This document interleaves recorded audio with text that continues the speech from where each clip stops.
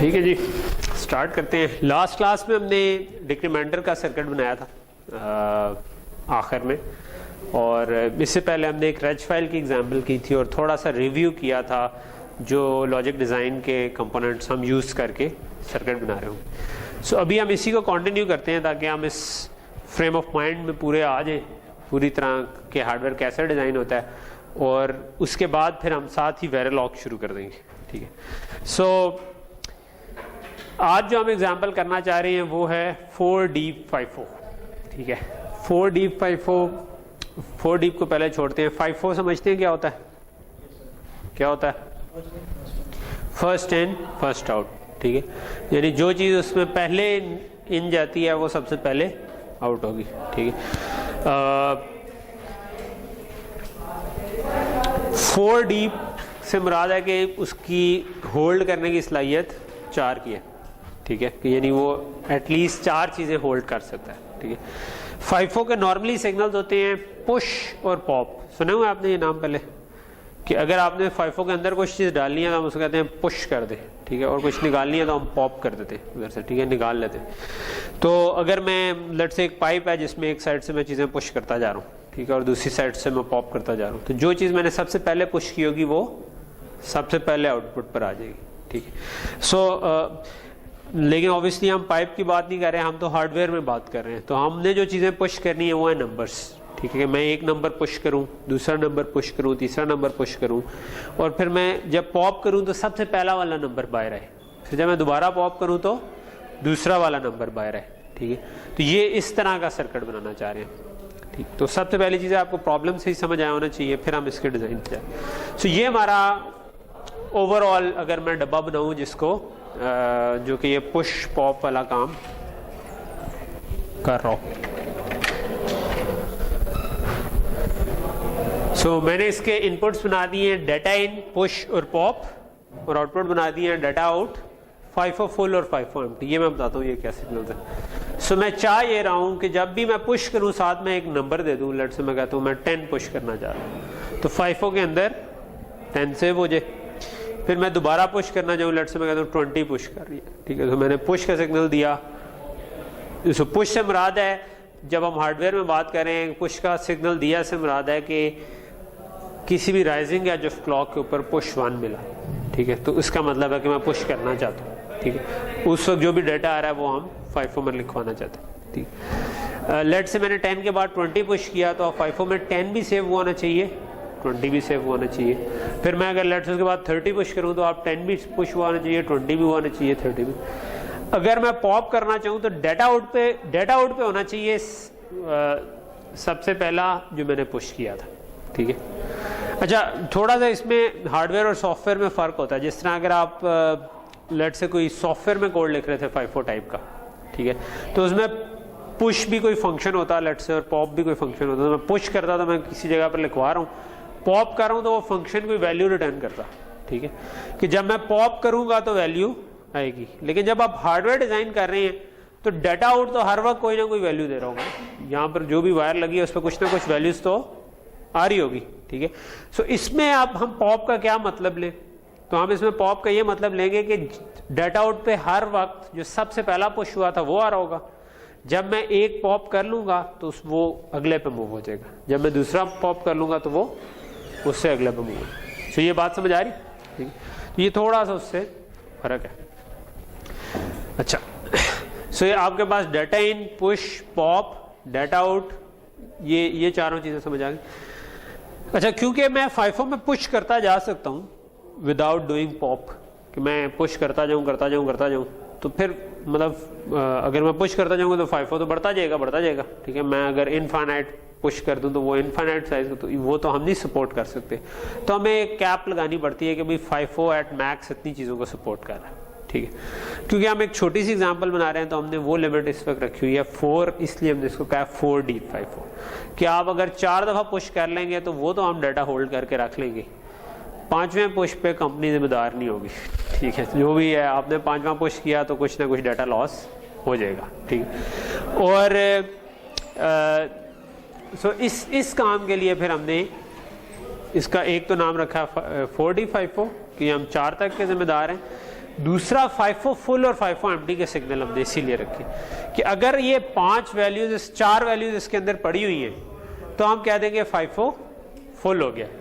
अब कोई अगला बंदा इसको पुश ना करे जब तक उसने इनमें से कोई वैल्यू पॉप ना कर ली हो कि दोबारा ये 4 के बजाय 3 वैल्यूज रह जाएं तो फिर हम दोबारा पुश कर सकते हैं, ठीक। इसी तरह जब ये एम्प्टी होगा तो तब कोई इसको पॉप ना करे, क्योंकि जब कुछ है ही नहीं डाटा इसमें पड़ा हुआ तो पॉप करेंगे तो फिर हम जिम्मेदार नहीं है कि वो क्या वैल्यू देता है, ठीक है, कुछ भी दे देगा। तो उसके लिए हमने FIFO एम्प्टी सिग्नल दे दिया कि यार आप एम्प्टी के ऊपर पॉप ना करें, फुल के ऊपर पुश ना करें। तो ये सर्किट है जो कि हमने डिज़ाइन करना है। अभी आपको उसकी रिक्वायरमेंट स्पेसिफिकेशन समझ आ गई, बनाना क्या है, ठीक है, ये तो आपको समझ आ गई।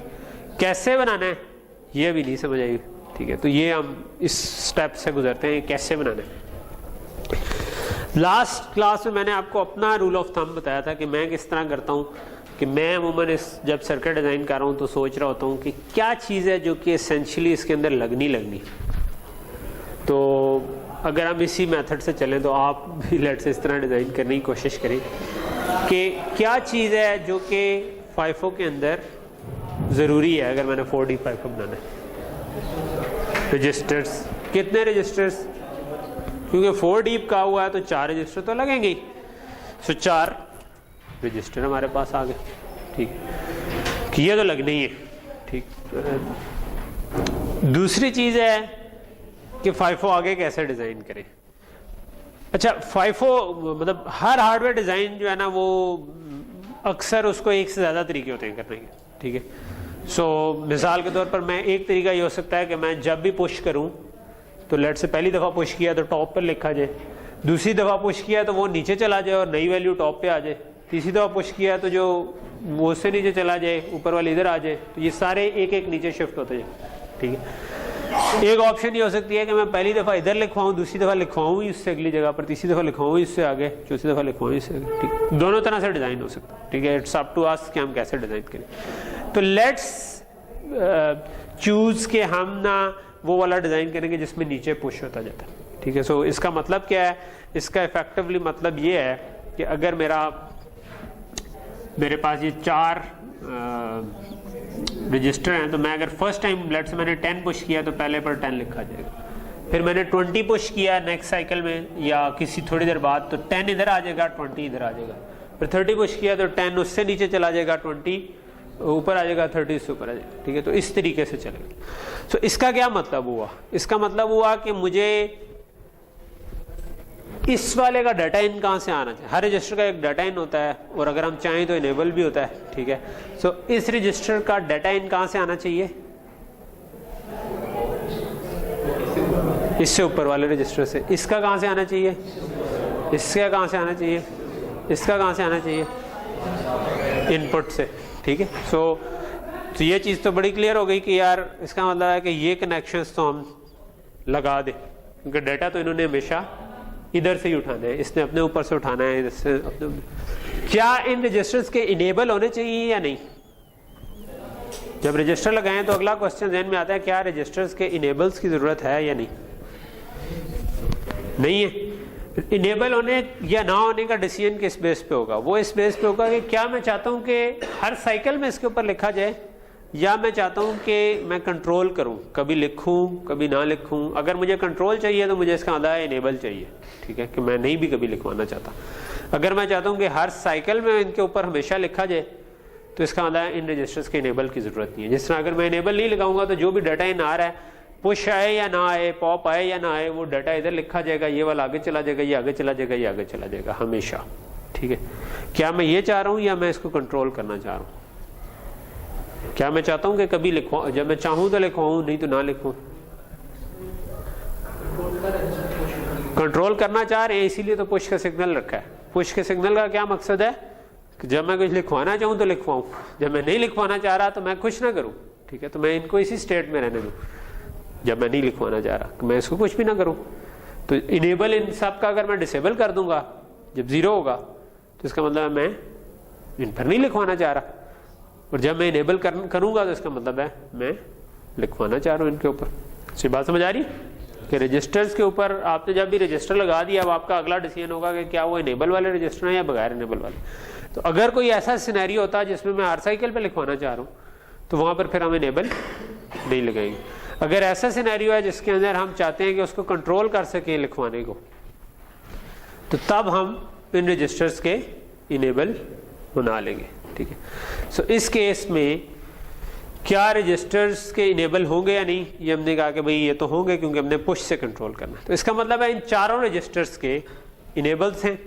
ठीक है, सो लेट्स से कि ये चार मैंने बोर्ड पे बनाए और इन सब के इनेबल हैं।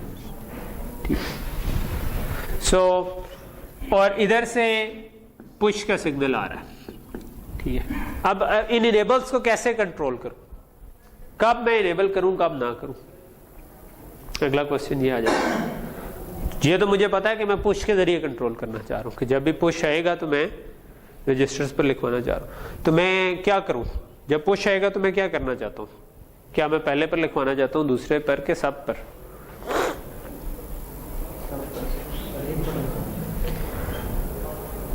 एक पर लिखवाना चाह रहा हूं कि अगर मैं पहले वाला आया तो 10 आया तो मैं इधर लिखवा दूं, बाकियों पर कुछ ना लिखवाऊं।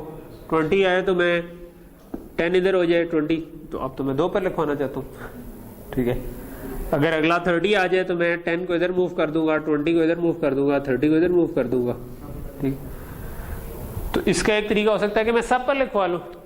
अगर मैं सब पर लिखवाऊंगा तो क्या होगा कि पहली दफा जब डाटा नहीं भी है तब भी सब पर लिखा जाएगा, लेकिन जब डाटा नहीं है तो नहीं है, तो मैंने बताया था हार्डवेयर में कुछ नहीं होता, नहीं है को भी हमें डिफाइन करना पड़ता है। तो हम लेट से सारों को शुरू में 0 से इनिशियलाइज कर देंगे, तो सारे 0 हैं। तो अगर मैं सब पर लिखवा दूं तो क्या होगा कि पहली दफा अगर 10 आया है तो ये 10 इधर लिखा जाएगा, लेकिन उससे पहले ये 0 इधर मूव हो जाएगा, ये 0 इधर मूव हो जाएगा, ये तो पहले ही 0 थे तो कोई फर्क नहीं पड़ा। अगली दफा 20 आया तो ये 10 नीचे चला गया, ये वाला 0 नीचे चला गया, ये वाला। इसका मतलब अगर मैं सब पर भी लिखवा लूं तो ये चीज ठीक काम करेगी, कोई मसला नहीं है कि जब भी मैंने सब पर लिखवाया तो नया डाटा इधर लिखा जाएगा, ये इधर चला जाएगा, ये इधर चला जाएगा और ये इधर चला जाएगा, आखिरी वाला ओवरराइट हो जाएगा। ठीक है, यानी कि वो जाया हो जाएगा, उसके ऊपर लिखा जाएगा। ठीक है, तो वो 0 ही है शुरू में। और अगर जब ये सारे फिल हो जाएंगे उसके बाद अगर हम कोई पुश करें तो असूलन उसको पुश करना ही नहीं चाहिए था, क्योंकि 5 फुल था। अगर कर दिया तो हमने कह दिया कि कंपनी जिम्मेदार नहीं होगी कि ठीक है वो ओवरराइट हो जाए। ठीक, तो क्या करूं फिर, अगर मैंने सबको इनेबल करना है जब पुश आए तो क्या करना चाहिए? इसको सबके साथ अटैच कर दे, इसको उठाएं और इधर भी टाई कर दे, इधर भी टाई कर दे, इधर भी टाई कर दे। जब भी पुश आए तो पुश तो बड़ा सिंपल हो गया। ठीक है, कि पुश के लिए आपकी लॉजिक बड़ी सिंपल हो गई कि पुश के सिग्नल को सबके साथ टाई कर दे। ठीक है, सो अभी अगर मैं स्लाइड पे वापस जाऊं तो मैंने पुश का सिग्नल सबके साथ टाई कर दिया। ठीक है, सो नेक्स्ट चीज है कि अच्छा पॉप पे अब क्या किया जाए। ठीक है, पुश को तो मैंने सारों के साथ टाई कर दिया, पॉप पे क्या करूं? ठीक है,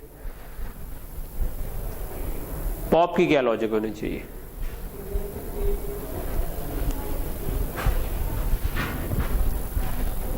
पुश की तो होगी, जब भी इनेबल आया पुश सारा लिखा गया। ठीक है, पुश इजी था। पॉप में मैंने कहां से उठाना है? पॉप में मैंने हमेशा उस जगह पर अपने वहां से उठाना है जहां पे पहला डाटा हो। ठीक है, अगर मैंने पहली दफा पुश किया तो मैं यहां से उठा रहूंगा, 2 दफा पुश हो गया तो मैं दूसरे से उठा रहूंगा, 2 दफा के बाद अगर एक पॉप हो गया तो फिर पहले से उठा रहूंगा। ठीक है, सो मतलब पहले वाले डाटा पे मैंने उठाना है, अगर पॉप हो गया तो मैंने अगले पे मूव करना है, और अगर पॉप हो गया तो अगले पे मूव करना है। लेकिन हमें यह भी नहीं पता कि पहला वाला डाटा किस जगह पर है, क्योंकि अगर एक पुश हुआ था पहला इधर था, 2 पुश हुए थे तो पहला नीचे चला गया था। तो पॉप पे क्या किया जाए जी? नहीं, मिसाल के तौर पर मैंने एक दफा पुश किया 10, वो 10 तो इस जगह पर पड़ा हुआ, तो मैंने अगर वो आगे तो बाद में आएगा ना, जब मैंने 4 पुश कर लिए, तो मैं अगर आखिरी वाले से उठा लूंगा डाटा तो यहां पर तो 0 पड़ा होगा। तो एक पुश हो गया तो मेरे पास डाटा आउट पे 10 आना शुरू हो जाना चाहिए। ठीक है, सो मैं ये चाहता हूं कि जब अगर एक पुश हो गया तो डाटा आउट पे 10 आ रहा हो, अगर 2 पुश हो गए हैं तो डाटा आउट पे स्टिल 10 नहीं आ रहा हो, लेकिन वो 10 नीचे वाली जगह पर पहुंच चुका होगा, जो नया वैल्यू है वो पहली वाली जगह पर आ गई। तो डेटा आउट को मैंने फिर कहां से उठाना है, किसी एक जगह से उठाना है या कहीं से भी उठाना हो सकता है। अगर तो मैं इससे ट्राई कर दूं वो भी गलत है, क्योंकि हो सकता है 2 पुश हो गए हो, पहली दफा 10 इधर आया, अगली दफा 10 एक और मैंने लेट से 20 पुश किया तो 20 इधर आ जाएगा, 10 इधर आ जाएगा। तो अब मुझे कहां से उठाना था, नीचे वाले से। तो इसका मतलब है फिक्स जगह नहीं है जहां से मैंने उठाना है। तो फिर कौन जगह कौन कौन सी हो सकती है जहां से मैंने उठाना है, इधर से भी हो सकता है, इधर से भी। क्या आखिरी हो सकती है, हो सकती। अगर 4 दफा पुश कर दिया तो फिर वो इधर पहुंच गया था, ठीक है। तो इसका क्या मतलब हुआ कि इधर से भी उठाना हो सकता है, इधर से भी उठाना हो सकता है, इधर से भी उठाना हो सकता है, इधर से भी उठाना हो सकता है। तो अगर मैंने 4 जगहों से उठा के आगे किसी एक से ट्राई करना है, सो एक मल्टीप्लेक्सर लग सकता है इस जगह पर, ठीक है, जो कि इनमें से किसी एक को, क्यों लगता है आपका जो है ना दिमाग की बत्ती जलना शुरू होगी या हार्डवेयर फ्रेम ऑफ माइंड में। अच्छी बात है, मतलब यही मकसद था इन लेक्चर्स का कि आपको जो बेस्ट डिज़ाइनर बन सकें आप, ठीक है। तो होपफुली इंशाल्लाह बन जाएंगे। ओके, सो जब मल्टीप्लेक्सर आता है तो एक उसकी सिलेक्ट लाइन भी आ जाती है साथ, ठीक है। तो अब ये क्वेश्चन तो हो गया कि ठीक है यहाँ से कहीं से भी उठाया जा सकता है, लेकिन अब क्वेश्चन है कि उठाना कहाँ से है इनमें से। सिलेक्ट लाइन तो ये बताएगी ना कि 0 से उठाना है, 1 से उठाना है, 2 से उठाना है, 3 से उठाना है। तो ये कैसे डिटरमिन होगा,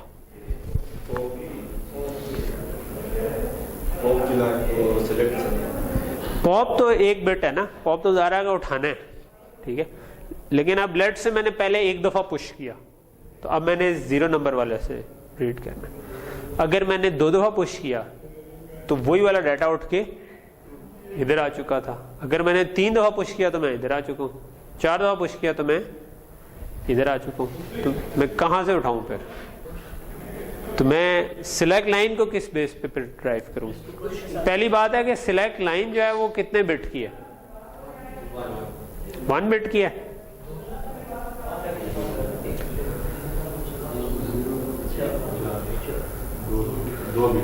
दो बिट की है। क्यों 2 बिट की है, क्योंकि 0, 1, 2 और 3 इसने 3 लाइनों को चूज करना है ना। तो 3 आपका 2 बिट में आ सकता है। 3 इज 1 1, 2 इज 1 0, 1 इज 0 1 और 0 जो है वो 0 0 है। तो यहाँ ये 0 0 अगर इधर आया तो हम इसको सिलेक्ट करेंगे, 0 1 आया तो इसको सिलेक्ट करेंगे, 1 0 आया तो इसको सिलेक्ट करेंगे, 1 1 आया तो 2 बिट हमें चाहिए। तो वो 2 बिट कैसे बनेंगी, क्या करना चाहिए मुझे उसके लिए। प्रोसेस हमें समझ आ रहा है कि अगर एक दफा पुश हुआ तो मैंने इधर से उठाना है, 2 दफा हुआ तो इधर से उठाना है, 3 दफा हुआ तो इधर से, 4 दफा हुआ तो इधर से उठाना है, ठीक है। हाँ, पुश तो एक बिट है ना, तो पुश को क्या करें,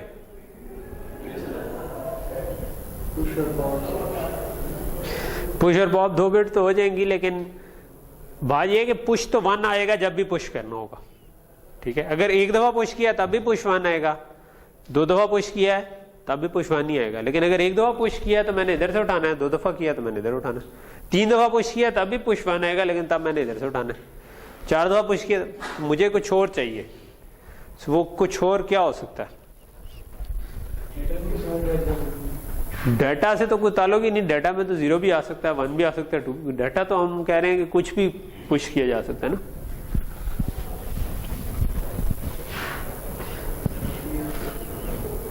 हमें कैसे पता चल रहा है कि किस जगह से उठाना है। मैं दोबारा रिपीट करता हूं, जब आपने प्रॉब्लम को सॉल्व करना हो ना, तो जनरली आप अगर क्वेश्चन को थोड़ा सा गौर से देखें तो वो अल्लाह ताला ने इस तरह का सिस्टम बनाया हुआ है कि आपका दिमाग थोड़ा सा टाइम प्रॉब्लम के साथ गुजारे, खुद ही कनेक्शन बनना शुरू हो जाते हैं कि क्या है। क्वेश्चन से ही आपको समझ आना शुरू हो जाती है कि व्हाट इज द सॉल्यूशन। सो हमें यहाँ ये चीज़ समझ आ रही है कि अगर एक दफ़ा पुश किया तो मैंने यहाँ से उठाना है, अगर 2 दफ़ा पुश किया तो यहाँ से उठाना है, 3 दफ़ा पुश किया तो यहाँ से उठाना है, 4 दफ़ा पुश किया तो यहाँ से उठाना है। तो हमें क्या करने की ज़रूरत है। अगर पुश एक दफ़ा आ चुका हो तो यहाँ से उठाना है, 2 दफ़ा आ चुका हो तो यहाँ से उठाना है, 3 दफ़ा आ चुका हो तो यहाँ से उठाना है, 4 दफ़ा आ चुका हो तो हमें क्या करने की ज़रूरत है। हम फिगर आउट कर पा रहे हैं ना कि क्या कर के, मतलब तो हम क्या कर रहे हैं जिससे हमें पता चल रहा है कि कहाँ से उठाना है। हम इनेबल और डिसेबल से तो पुश हो रहा था, लेकिन किस नंबर से उठाना है ये हम कैसे फिगर आउट कर पा रहे हैं। जिस तरह हम कर पा रहे हैं वही सर्किट से करवा देंगे। जो मैं बोल रहा हूँ इसके अंदर ही हिंट है कि अगर मैंने एक दफा पुश आया था तो यहां से उठाना है, 2 दफा आया था तो यहां से उठाना है, 3 दफा पुश आ चुका है तो यहां से उठाना है, 4 दफा आ चुका है तो यहां से उठाना है। तो मुझे क्या करने की जरूरत है? नहीं, पीछे से 0 0 0 1 नहीं आ रहा, पीछे से सिर्फ पुश आ रहा है एक। लेकिन मैं क्या कह रहा हूं कि अगर वो एक दफा आया तो यहां से उठाना है, 2 दफा। पुश कितनी बार आया है, हमें किसी तरह पुशेस को काउंट करना है कि पुश कितनी दफा आया। ठीक है, अगर मैं पुश को काउंट कर लूं तो वो काउंट मुझे बता देगा कि मैंने कहां से उठाना है। बात समझ आ रही है ना? तो we need some kind of a counter जो कि पुश को काउंट कर रहा हो कि पुश एक दफा आया तो 1 हो जाए, 2 दफा आया तो 2 हो जाए, तो इस तरह पुश पे इंक्रीमेंट होता जाए। ठीक है, बट क्या ये काफी है? क्या सिर्फ अगर मैं पुश पे इंक्रीमेंट करता जाऊं तो ये काफी है? व्हाट अबाउट कि ये 3 दफा पुश हुआ लेकिन 1 दफा पॉप भी हो गया, तो फिर मुझे कहां से उठाना है? क्या तीसरे नंबर से उठाना है? 3 दफा पुश हो तो तीसरे नंबर से उठाना था, लेकिन अगर 1 दफा पॉप भी हो गया बीच में तो फिर दूसरे नंबर से उठाना है। तो इसका मतलब है मुझे सिर्फ पुश पे इंक्रीमेंट करने से काम नहीं चलेगा, मुझे कुछ और भी चाहिए। वो कुछ और क्या है? हमें डिक्रीमेंट भी करना है। किस पे डिक्रीमेंट करना है? पुश की बेस पे इंक्रीमेंट किया, किसकी बेस पे डिक्रीमेंट किया? पॉप की बेस पे। अगर पुश किया तो मुझे ऐसा काउंटर चाहिए जो कि जब मैं पुश करूं तो इंक्रीमेंट हो जाए और पॉप करूं तो डिक्रीमेंट हो जाए। ठीक है, तो अगर मैं ये काम कर लूं तो मेरा मसला हल हो जाएगा। सो मुझे कोई इस जगह पर काउंटर चाहिए, और वो काउंटर जो है वो मैं चाहता हूं पुश पे इंक्रीमेंट और पॉप पे डिक्रीमेंट हो। तो वही काउंटर जो है ना वो मेरी सिलेक्ट लाइन बन जाएगा। ठीक है, कि अगर वो 1 दफा पुश हुआ तो 1 होगा, 2 दफा हुआ तो 2 होगा, 3 दफा हुआ तो 3 होगा, तो वो उसी नंबर वाली लाइन से उठा रहा होगा। ठीक, सो ये चीज क्लियर होगी। ठीक है, अब आखिरी चीज रहेगी FIFO फुल और FIFO एम्प्टी। ठीक है, FIFO फुल कब होगा? एक पुश पे तो नहीं होगा, जब 4 पुश हो चुके होंगे और कोई पॉप ना आया हो फिर होगा। तो हमें किस तरह पता चल सकता है कितने पुश हो चुके हैं और कितने पॉप हो चुके हैं? इसी काउंटर से। ठीक है, काउंटर यही तो कर रहा है कि जितने पुश हुए हैं वो काउंट कर रहा है और पॉप हुआ तो डिक्रीमेंट हो रहा है। तो कितना काउंट हो तो हम कहेंगे FIFO फुल है। 4 हो जाए तो हम कहेंगे फुल है। और कब कहेंगे कि FIFO एम्प्टी है? अगर 0 हो जाए। ठीक है, सो हम ये कर सकते हैं कि इस काउंट की वैल्यू पे सिलेक्ट लाइन तो सिलेक्ट की हुई थी, लेकिन इसी काउंट को हम इक्वालिटी कंपैरेटर से गुजार देंगे, कहेंगे अगर 4 है तो इसका मतलब FIFO फुल है, और अगर ये 0 है तो FIFO एम्प्टी। ठीक शो हो गया। सो ये हमारा सर्किट तकरीबन बन गया, सिवाय एक छोटी सी चीज के। वो ये कि हमने इस काउंटर का सर्किट नहीं बनाया। काउंटर को हमने लिख दिया काउंटर, बट वो खुद कैसे बनेगा ये भी हमें डिजाइन करने की जरूरत है ना, क्योंकि मतलब काउंटर तो एक नाम है, उसके अंदर कैसे इम्प्लीमेंटेशन होगी ये भी हमें कैटर करना है इसके अंदर। सो अब हम आ जाते हैं काउंटर पे। सो दिस इज काउंटर जिसकी 2 इनपुट्स हैं, एक आउटपुट है, एक इंक्रीमेंट एक डिक्रीमेंट। हमने लास्ट क्लास में डिक्रीमेंटर बना लिया था, सो हम फेयरली कॉन्फिडेंट है कि हम काउंटर भी बना लेंगे। लेकिन हमें इस काउंटर के लिए ये थोड़ा सा डिफरेंट है, ये सिर्फ डिक्रीमेंटर नहीं है बल्कि ये इंक्रीमेंट भी करता है। ठीक है, सो इसको हम थोड़ा सा मैग्नीफाई कर लेते हैं कि हम क्या बनाना चाह रहे हैं। एक इंक्रीमेंट है, एक डिक्रीमेंट है और एक काउंट है।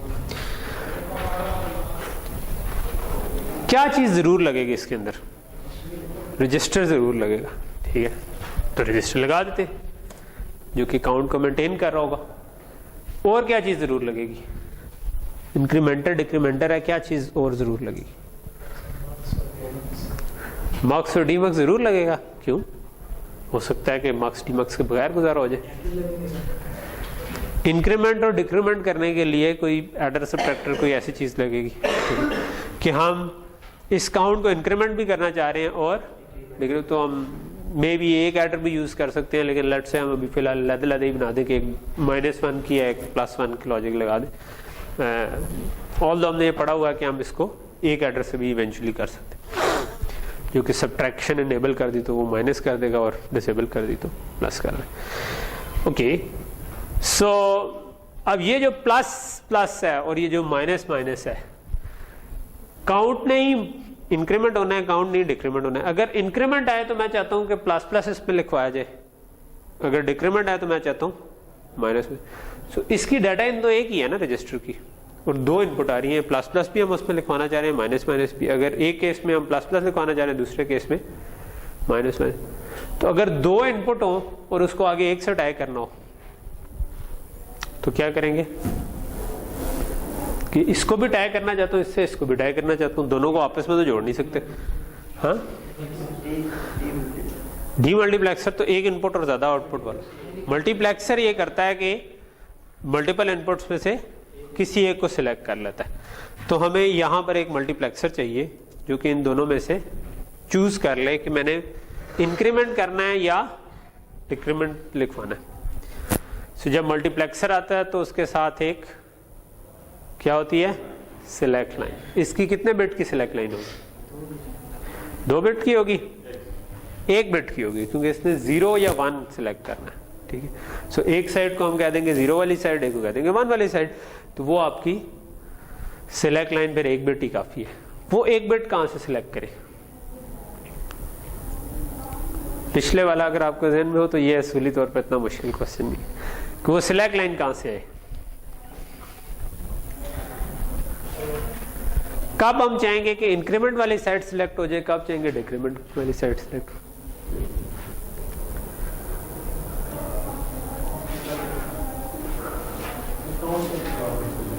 काउंट से नहीं यार, काउंट पर डिपेंड करेगा क्या? काउंट 0 तो इंक्रीमेंट करना शुरू कर दें, 1 है तो डिक्रीमेंट नहीं, किस पे डिपेंड करेगी? कब हमने इंक्रीमेंट करना है? जब बाहर से इंक्रीमेंट का सिग्नल है। कब डिक्रीमेंट करना है? जब बाहर से डिक्रीमेंट का सिग्नल। तो हमें फिर इन्हीं को यूज कर लेना चाहिए। कैसे यूज कर सकते हैं? एक को बेशक हम सिर्फ एक से टाई करते हैं। लेट्स से मैं कहता हूं कि मैं इंक्रीमेंट से टाई कर देता हूं इसको, ठीक है। तो क्या होगा कि जब भी इंक्रीमेंट 1 होगा तो इंक्रीमेंट वाली साइड सिलेक्ट हो जाएगी, जब वो 1 नहीं होगा तो डिक्रीमेंट वाली साइड सिलेक्ट हो जाएगी। तो कोई ना कोई तो आगे जाना था, तो इंक्रीमेंट पे इंक्रीमेंट हो जाएगा, अदरवाइज डिक्रीमेंट हो जाएगा। सिर्फ मसला ये है कि मैं ये नहीं चाहता कि हमेशा डिक्रीमेंट हो जाए कि भाई इंक्रीमेंट 0 हुआ तो वो डिक्रीमेंट शुरू हुई।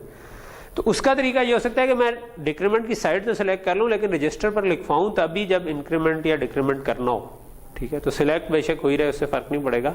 इनेबल जो है ना वो असल में कंट्रोल कर रहा होगा कि कब लिखवाना है। तो इसको मैं इंक्रीमेंट से भी टाई कर सकता हूं, डिक्रीमेंट से भी कर सकता हूं।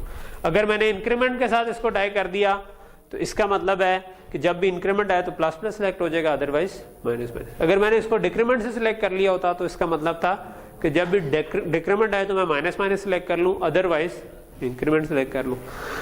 तो अब डाटा इन पर बेस्ड ऑन सिलेक्ट लाइन या तो इंक्रीमेंटेड वैल्यू आ जाएगी या डिक्रीमेंटेड वैल्यू आ जाएगी। लेकिन हमने वैल्यू लिखवानी का हमें हर साइकिल में नहीं है।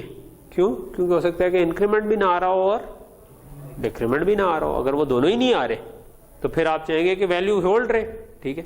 सो यानी कि अगर इंक्रीमेंट का सिग्नल आया तो इधर से इंक्रीमेंट सिलेक्ट हो गया और उस केस में हम लिखवाना भी चाहते हैं। अगर इंक्रीमेंट 0 आ रहा है तो इधर से डिक्रीमेंट सिलेक्ट हो गया, लेकिन अगर डिक्रीमेंट नहीं आ रहा तो हम कुछ नहीं लिखवाना चाहते। लेकिन अगर डिक्रीमेंट आ रहा है तो ठीक है, सिलेक्ट तो ठीक हुआ है, हम उसको लिखवा देंगे, ठीक है। तो क्या रजिस्टर को इनेबल की जरूरत है? जरूरत है, क्योंकि ऐसा केस एग्जिस्ट करता है जब हम इस पर नहीं लिखवाना चाहते। जब भी ऐसा केस एग्जिस्ट करता हो कि हम रजिस्टर पर नहीं लिखवाना चाहते, इसका मतलब है उसको इनेबल की जरूरत। इनेबल की क्या लॉजिक होनी चाहिए? हम इस पर कब लिखवाना चाहते हैं? हम इस पर लिखवाना चाहते हैं जब इंक्रीमेंट आ रहा हो या डिक्रीमेंट आ रहा हो, दोनों को। तो ये जो मैंने स्टेटमेंट बोली कि हम इसको जब तब लिखवाना चाहते हैं जब इंक्रीमेंट आ रहा हो या डिक्रीमेंट आ रहा हो, इसी स्टेटमेंट के अंदर ही इसका सोल्यूशन है। भाई या अगर आ गया है तो इसका मतलब है कि या लगा दे। या गेट जो है, जिसको हम इंग्लिश में और गेट कहते हैं, वो ये, ठीक है। पश्तो में क्या कहते हैं या को? यही कहते हैं। अच्छा, और को नोर, ये तो बहुत ही कंफ्यूजिंग है। पहले भी उर्दू का और जो है ना वो इंग्लिश के और से कंफ्यूज होता है, तो अगर हमने साथ पश्तो में कर दिया तो ये तो ज्यादा कंफ्यूज हो जाएगा, नोर और नॉर कंफ्यूज होने। चलो फिर हम उर्दू तक ही रहते हैं, ठीक है। ओके, सो यहाँ तक समझ आ गया। ये हमारा काउंटर बन गया। थोड़ा सा हमने कह लें कि सोचा तो हमारी इसकी सर्किट तैयार हो गया। इसमें एक मसला है कि हम ये सपोर्ट नहीं कर रहे कि इंक्रीमेंट या डिक्रीमेंट दोनों इकट्ठे हैं। हम पुश और पॉप इकट्ठे पीछे से आ गए तो हम कह रहे हैं कि भाई फिर कंपनी जिम्मेदार नहीं होगी, क्योंकि अगर इंक्रीमेंट और डिक्रीमेंट दोनों आ गए तो ये इनेबल भी 1 हो जाएगा क्योंकि इनके और की वजह से। लेकिन इस साइड से क्योंकि इंक्रीमेंट वाली साइड सेलेक्ट हुई है तो ये इंक्रीमेंट हो जाएगा। अगर दोनों आ गए तो ये इंक्रीमेंट होगा, ना कि कुछ नहीं। लेट्स से कि हम इसको थोड़ा सा चेंज करना चाहते हैं, हम चाहते हैं कि इंक्रीमेंट डिक्रीमेंट दोनों आ जाए तो कुछ भी ना हो, ये भी तो हम कर सकते थे ना। तो अगर हम ये करना चाहें तो हम ये कर सकते हैं कि हम इस जगह पर एक्सक्लूसिव और गेट लगा दें। एक्सक्लूसिव और गेट क्या करेगा, इसको तब इनेबल करेगा जब या इंक्रीमेंट है या डिक्रीमेंट है। अगर दोनों मान आ गए तो ये इनेबल ही नहीं होगा, तो फिर इस पर लिखा भी नहीं जाएगा, ठीक है। तो अगर आप उस तरह इंक्रीमेंट इंप्लीमेंट करना चाहें तब भी ठीक है। जनरली वैसे पुश और पॉप इकट्ठा आने की सेंस वैसे बन भी सकती है, तो मेरा ख्याल है कि शायद एक्स और हम डाल लें तो बेहतर है, ठीक है। It's a better design. Okay, so ये तो हमारा काउंटर हो गया, ठीक है। काउंटर वापस हमने FIFO में लगा दिया। तो अब ये जिस स्टेज पर हम पहुंच गए ना कि डिजाइन की, जिसपे हमने काउंटर भी डिजाइन कर लिया, FIFO भी डिजाइन कर लिया, ये वो वाली स्टेज है जिसपे हम कहते हैं कि अब हमारा RTL लेवल डिजाइन तैयार है। आपने ये चीज ज़हन में रखनी है कि आपने उस वक्त तक वेरिलॉग कोड नहीं लिखना जब तक आप इस स्टेज पर ना पहुंचे, ठीक है। पहले आपने इस स्टेज तक पहुंचना है। आपका असल एफर्ट है ये डिजाइन तैयार करना। ये डिजाइन अगर रेडी हो गया है, उसके बाद उसकी कोडिंग ना बहुत ज्यादा टाइम लेगी, ठीक है, और ना वो असल मेजर स्टेप उसको कोड करना नहीं, असल मेजर स्टेप ये वो भी एक जरूरी स्टेप है जिसके बाद आपका हार्डवेयर कंप्लीट होगा। लेकिन असल जो जिसमें आपकी सही एफर्ट लगेगी वो है कि आप डिजाइन कंप्लीट कर दें, ठीक है। और उसके बाद जो अगली एफर्ट लगेगी वो कोडिंग की छोटी सी होगी, लेकिन असल एफर्ट पर लगेगी उसको वेरीफाई करना, उसको टेस्ट करना, उसमें जो मसले आए उनको डिबग करके निकालना कि क्या वजह है कि भाई चीज नहीं चल रही, ठीक है। ओके, सो ये हमारा FIFO जो है ना, ये इसका डिजाइन हो गया। तो अब हमने 2-3 एग्जांपल्स कर लिए, ठीक है। ये FIFO हो सकता है किसी और बड़े कॉम्प्लेक्स सिस्टम में लगाओ, ठीक है। तो हर एक जो कॉम्प्लेक्स सिस्टम है वो इटसेल्फ इसी तरह डिजाइन होगा जिस तरह हमने FIFO डिजाइन किया, कि आप उसको देखेंगे उसके क्या इनपुट्स हैं क्या आउटपुट्स हैं और उसका सर्किट डिजाइन करना शुरू कर दें, ठीक है। इसके अलावा भी बहुत सारे कंपोनेंट्स हैं जो हार्डवेयर के बन सकते हैं, और वो जनरली होता ही है कि क्योंकि बहुत सी दुनिया काम कर रही है तो बहुत सारी चीज़ें आपको बनी बनाई मिल जाती, तो आई वॉन्ट रिकमेंड कि आप सारी चीज़ें स्क्रैच से बनाएं। फॉर एग्जांपल ये बड़े कॉमन से कंपोनेंट्स हैं, फिल्टर्स हैं, ठीक है। आप लोगों ने सिग्नल सिस्टम या DSP का कोर्स पढ़ा है, वो आप पढ़ेंगे तो आप फिल्टर को समझ जाएंगे। फिल्टर बेसिकली फॉर एग्जांपल अगर आपकी वॉइस है और मैं उसको फिल्टर करना चाहूँ, जो इक्वलाइजर होता है ना आपका डेक के ऊपर या उसके ऊपर कहते हैं किसी भी मीडिया प्लेयर के ऊपर, क्या आप धम धम धम बढ़ाना चाह रहे हैं या छन छन छन बढ़ाना चाह रहे हैं, सो वो जो धम धम धम है ना वो आपका लो फ्रीक्वेंसी कंटेंट को अगर मैं एम्पलीफाई कर दूं, ठीक है, तो वो हो जाएगा। और अगर तो इसका मतलब है लो पास फिल्टर है, लो फ्रीक्वेंसीज को इनहेंस कर देता है, हाई फ्रीक्वेंसीज को इतना इनहेंस नहीं करता। और अगर मैं हाई फ्रीक्वेंसीज को इनहेंस कर दूंगा तो वो छन छन छन छन ज़्यादा हो जाएगी, ठीक है उसमें। तो ये क्रूडली मैं बता रहा हूँ, ठीक है। वो एग्जैक्टली एक ऑर्गन जो है वो किस फ्रीक्वेंसी में लाया करता है ये शायद हम देख सकते हैं, मतलब आप उसको रिकॉर्ड करें, उसको उसका फोरियर ट्रांसफॉर्म लेके प्लॉट कर दें तो आपको शायद आइडिया हो जाए। ट्रांसफॉर्म्स पढ़ी नहीं आपने, फोरियर ट्रांसफॉर्म, लेप्लास ट्रांसफॉर्म, इस तरह पढ़े हो ना। तो उसमें जो फोरियर ट्रांसफॉर्म होती है वो फ्रीक्वेंसी डोमेन में ले जाती है। तो ये जो FFT लिखा हुआ है ये फास्ट फोरियर ट्रांसफॉर्म, उसका एक कैलकुलेट, ये भी बहुत ज्यादा यूज होता है, ठीक है। ये तो एक यूज था जो मैंने फिल्टर्स का बताया आपको कि आप वॉइस को करने के लिए। इसके अलावा भी बहुत सारे यूजेस हैं।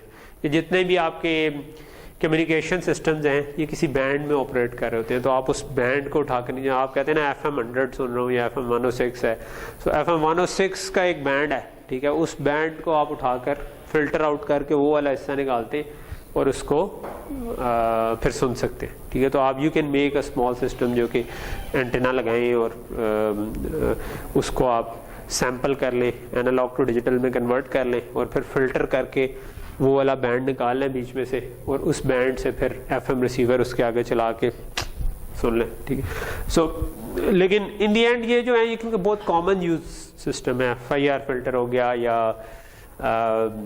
FFT हो गई, Fourier transform, error correction codes होते हैं वो इसी तरह ट्रांसमिशन लाइन के लास्ट क्लास में आपने शायद क्वेश्चन किया था कि ट्रांसमिशन लाइन में जो एरर्स आ सकते हैं या वायरलेस कम्युनिकेशन में जो एरर्स आ सकते हैं बिट्स के, उनको रिकवर करने के लिए यूज, तो ये भी बहुत कॉमनली यूज कंपोनेंट्स।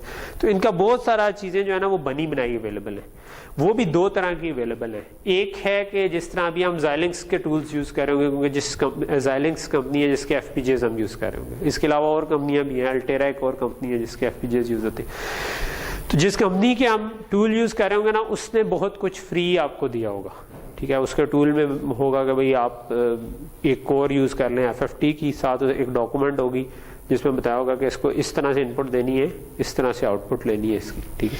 तो आप बजाय ये कि ये सब कुछ खुद लिखने के आप वो डॉक्यूमेंट पढ़ें, एक दिन लगा के 2 दिन लगा के आपको समझ आ जाएगी कि मैंने कैसे इनपुट देनी है, कैसे आउटपुट लेनी है। तो आप उस कोर को एज एज यूज़ करें। और फिर एक इन कंपनियों के अलावा भी एक दुनिया है कि भाई मिसाल के तौर पर आपने कोई चीज़ डिज़ाइन की तो आप उसको नेट पे अपलोड कर दें, ठीक है। तो अब किसी और को ज़रूरत है वो सर्च करेगा तो वो कहेगा कि जी ये तो बस इनके स्टूडेंट्स ने ये चीज़ डिज़ाइन की हुई है, ठीक है, तो वाई नॉट मैं इसको यूज़ कर लूँ। तो जो कंपनियां दे रही होती हैं वो ज़रा रिलायबल होते हैं, पहले उन्होंने अच्छे टेस्ट किए होते हैं, लेकिन ओपन सोर्स कोड्स भी पड़े होते हैं, ठीक है। और वो भी बल्कि आई वुड रिकमेंड कि आप जो भी चीज़ बनाएं अगर वो रीजनेबली कॉम्प्लेक्स है, आप अभी प्रोजेक्ट करेंगे जिसके प्रॉबेबली एब्सोल्यूट 7 मार्क्स होंगे इवेंचुअली, ठीक है। सो वो अगर रीजनेबली कॉम्प्लेक्स और अच्छा प्रोजेक्ट है तो आप गिटहब पे इसको अपलोड कर लें। गिटहब का नाम सुना हुआ आपने? गिटहब पे लोग अपने कोड्स अमूमन अपलोड कर देते हैं, काफ़ी सारा फ्री सॉफ्टवेयर इस पर मिल जाते हैं, ठीक है। तो इस पर अपलोड करने का आपको फ़ायदा ये है कि मे बी आप अपनी जो रिज्यूमे है या CV है उसके ऊपर आप इसका लिंक दे सकते हैं कि मैं मेरे किए हुए प्रोजेक्ट्स इसके ऊपर अपलोडेड है, ठीक है। तो जो आपको वैल्यूएट कर रहा होगा तो वो हो सकता है कि बुलाने से पहले, इंटरव्यू कॉल से पहले अगर उसको नज़र आ जाए तो मे बी वो जाके पहले देख ले कि आपने क्या क्या काम किया हुआ। अगर वो इम्प्रेसिव है तो वो हो सकता है आपको बुला ले। और दूसरा इससे का फ़ायदा ये है कि चलो उसी आपकी जॉब लैंडिंग तो एक काम है, लेकिन जॉब के अलावा भी अगर आपने वाकई कोई अच्छा प्रॉब्लम सॉल्व कर लिया है तो बेहतर है कि किसी और ने अगर करना है तो वो उसी को यूज़ करके उसके ऊपर बिल्ड करे, उससे अगला प्रॉब्लम सॉल्व करे, ना कि वो भी इसी प्रॉब्लम को दोबारा सॉल्व करता रहे। तो उस लिहाज से ओपन सोर्स कम्युनिटी में आपकी जो भी आप ऐड करना चाहें वो अच्छी चीज़ बन जाएगी। सो यहाँ तक चीज़ क्लियर होगी। ये तो खैर एक छोटी सी डिस्कशन थी कि बहुत सारी चीज़ें अवेलेबल हैं। आई वुड एक्चुअली इनकरेज कि आपने जो प्रोजेक्ट करना है उसके अंदर जो बने बनाए कंपोनेंट्स हैं जो आपको नेट से कोड्स मिले उनको यूज़ करें, मगर उसी को ऐसा प्रोजेक्ट मुझे ना प्रेजेंट कर दें, उनको यूज़ करके उससे बड़ा कुछ सिस्टम बिल्ड करें और उसको चलाएं, ठीक है। ओके, सो नेक्स्ट चीज़ है, अब हम वेरिलॉग पे आ जाते हैं। सो अब हमने रीजनेबल नंबर ऑफ एग्जांपल्स कर ली, हमने रेज फाइल देख ली, हमने एक डिक्रीमेंटर की एग्जांपल की, एक FIFO की। तो अब हम हार्डवेयर डिज़ाइन के माइंडसेट में आ गए। हमें पता है हार्डवेयर डिज़ाइन कैसे होता है उन टूल्स को यूज़ करते हुए जो हमने इससे पहले सीख लिए। अब नेक्स्ट क्वेश्चन ये है कि अच्छा अगर मेरे पास डिज़ाइन डायग्राम अवेलेबल है तो मैं उसका कोड कैसे करूं, उसको FPGA पर कैसे लेकर जाऊं। सो उसके लिए मैंने कहा था VHDL और वेरिलॉग ये कॉमनली यूज लैंग्वेजेस हैं और हम वेरिलॉग करना चाहेंगे। तो अब हम वेरिलॉग के सिंटेक्स पे आ जाते हैं, ठीक है। सो पहली चीज़ है वेरिलॉग में जो पहला कॉन्सेप्ट हम समझना चाहेंगे वो है मॉड्यूल का, ठीक है। सो वेरिलॉग में जो चीज़ आप बनाते हैं ना वो किसी मॉड्यूल के अंदर लिखते हैं, ठीक है। सो मॉड्यूल से क्या मुराद है? मॉड्यूल को आप समझ लेंगे जिस तरह आपकी जिस तरह आप ब्रेडबोर्ड पे पैच कर रहे थे तो आईसीज होती है ना कि आपने अच्छा जी एंड गेट वाली आईसी है, वो एक ही तरह की आईसी है, वो बहुत सारी पड़ी हुई है, आपने जब लगानी है उठाकर लगा दें, ठीक है। तो वो तो बहुत छोटा सा सर्किट है कि अच्छा उसमें 4 एंड गेट है या इस तरीके है या और। अब हम थोड़ा सा बड़ा सर्किट बना रहे हैं, वो बड़े सर्किट की हम इनपुट आउटपुट डिफाइन कर देंगे और बाद में जिसने भी लगाना होगा वो उस मॉड्यूल को अपने कोड के अंदर लगा ले, जिस तरह हम ब्रेडबोर्ड पे लगा लेते हैं उस तरह वो कोड के अंदर उस मॉड्यूल को लगा ले। कोड के अंदर मॉड्यूल को लगाने को हम कहते हैं मॉड्यूल को इंस्टेंशिएट करना या मॉड्यूल का इंस्टेंस बनाना। ठीक है, इंस्टेंस बनाने का मतलब है आप कोड में एक दफ़ा उसको लगा लें। अगर एक दफ़ा बना लिया आपने एक मॉड्यूल जो वेरीफाई कर लिया, अब आप बेशक उसके 50 दफ़ा उसको लगा लें। ठीक है, तो इसका मतलब है वो 50 दफ़ा उसका हार्डवेयर रेप्लिकेट हो जाएगा। ठीक है, सो ये मेन इसके पीछे है। तो कोई भी ऐसा ब्लॉक जो कि आपको लगता है कि यूजफुल है, जो बाद में आपको दोबारा यूज़ करना पड़ सकता है, आप उसको मॉड्यूल बना लें। ठीक है, जिस तरह हमने FIFO बनाया, 4D FIFO बनाया, आपको लगता है कि यार किसी को भी ज़रूरत पड़ सकती है, तो आप 4D FIFO का मॉड्यूल, उसके अंदर हम काउंटर बनाया हमने, आपको लगता है कि इंक्रीमेंट डिक्रीमेंट काउंटर जो है ना, ये मुझे कहीं और भी ज़रूरत पड़ सकती है, आप उसको मॉड्यूल बना लें। मॉड्यूल बना लेंगे तो जिसने भी यूज़ करना होगा वो उस मॉड्यूल को अपने कोड के अंदर इस्तेमाल कर लेगा, जस्ट लाइक कि हम एक IC को उठा कर ब्रेडबोर्ड के ऊपर लगा कर इस्तेमाल कर लेते हैं। ठीक, सो ये आपका एक रेप्लिकेटेबल ब्लॉक है जिसको आप बार बार यूज़ कर सकते हैं। ठीक है, तो कोड जो भी लिखते हैं वो इवेंचुअली एक मॉड्यूल में लिखा जाता है। ठीक, सो जिस तरह अब हम FIFO की बात कर रहे थे, तो लेट से कि मैं FIFO का मॉड्यूल बनाना चाहता हूँ। ठीक है, सो FIFO का मॉड्यूल बनाना कैसे बनेगा? सो अब हम करना ये चाह रहे हैं वेरिलॉग में कि हम एक कोड जो लिख रहे हैं ना, वो इवेंचुअली हमारी एक सेट ऑफ फाइल्स होंगी। ठीक है, कि हम जिस तरह C की फाइल्स होती है ना, कि CBB फाइलें 2-3 बनाई और उसके अंदर आपका प्रोजेक्ट बन गया, उसी तरह इसके अंदर जो हम फाइलें बनाएंगे उनकी एक्सटेंशन हम रखेंगे .v। ठीक है, वेरिलॉग फाइल्स हैं तो .v लगा देंगे। जिस तरह FIFO का कोड लिखना है तो मैं फाइल बना दूंगा FIFO.v। नॉर्मली आप एक फाइल में एक से ज़्यादा मॉड्यूल भी लिख सकते हैं, कंपाइलर आपको नहीं रोकेगा, लेकिन रिकमेंडेड यही है कि आप हर मॉड्यूल के लिए अलग-अलग फाइल बना दें। ठीक है, अगर आपने FIFO बनाना है FIFO.v उसके लिए एक फाइल बना दें, आपने काउंटर बनाना है counter.v उसके लिए अलग फाइल बना दें। ठीक, उससे एक फ़ायदा ये होता है कि आप जब उस फोल्डर में जाते हैं जिसके अंदर आपका प्रोजेक्ट पड़ा, तो उसमें आपको 1 साल बाद भी जाए तो आपको नाम देख के पता चल जाता है कि कौन सी चीज़ किधर पड़ी हुई है। ठीक है, तो नाम भी वही रखें, जो मॉड्यूल का नाम रखना है वही फाइल का नाम रख लें, ताकि आपको, क्योंकि ये बड़ा कॉमन है कि आपको जब आप 2 साल बाद अपना कोड देखेंगे तो आपको भी भूला होगा कि मैंने क्या बनाया था। ठीक है, तो एक तो उस वक्त आपकी डिज़ाइन डॉक्यूमेंट आपको हेल्प करती है, दूसरा अगर आपने नाम अच्छे रखे हो तो आप जल्दी उसको समझ लेते हैं दोबारा कि मैंने क्या बनाया। ओके, सो अब अगर मैंने FIFO का कोड लिखना है, ठीक है, तो एक मैंने फाइल जनरेट कर दी जी, लेट्स से एक नई टेक्स्ट डॉक्यूमेंट बनाई, उसका नाम जो है चेंज करके मैंने FIFO.v रख दिया। ठीक है, अब उसका मैंने कोड लिखना है। ठीक है, कोड लिखना है तो सबसे पहले तो मुझे उसकी इनपुट आउटपुट डिफाइन करनी पड़ेगी। ठीक है, तो इसकी इनपुट आउटपुट तो हमने डिज़ाइन डायग्राम हमारे सामने थी, तो उसमें हमने इनपुट आउटपुट डिफाइन की हुई है ऑलरेडी। तो हम करेंगे क्या, कोड लिखते हुए हम लिखेंगे मॉड्यूल FIFO। ठीक है, सो मॉड्यूल का कीवर्ड है एक जो यूज करेंगे, इसका मतलब हम मॉड्यूल बनाने लगे। मॉड्यूल और एंड मॉड्यूल के दरमियान आपका पूरा इसका कोड आ जाएगा।